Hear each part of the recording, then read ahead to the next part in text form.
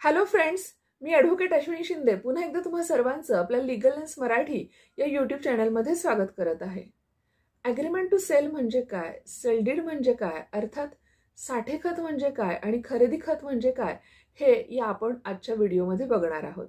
तर पहिल्यांदा जाणून घेऊयात ॲग्रीमेंट टू सेल अर्थात साठे खत म्हणजे काय.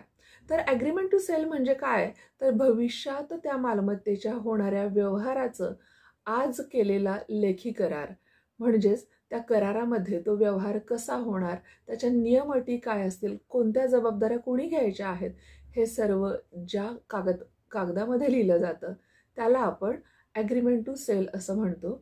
ॲग्रीमेंट टू सेलने त्या मालमत्तेची मालकी जी आहे ती ट्रान्सफर होत नाही.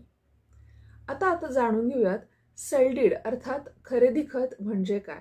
तर खरेदी खत म्हणजे काय, तर त्या मालमत्तेचा ॲक्च्युअलमध्ये झालेला व्यवहार, ज्याच्यामध्ये दोन्ही पार्टीज त्याच्यावरती सही करतात, पैशांचा व्यवहार पूर्ण केला जातो, तो डॉक्युमेंट रजिस्टर्ड केला जातो आणि ज्या डॉक्युमेंटने त्या प्रॉपर्टीची मालकी विक्रेत्याकडून खरेदीदाराकडे ट्रान्सफर होते त्याला आपण सेल डीड अर्थात खरेदी खत असं म्हणतो.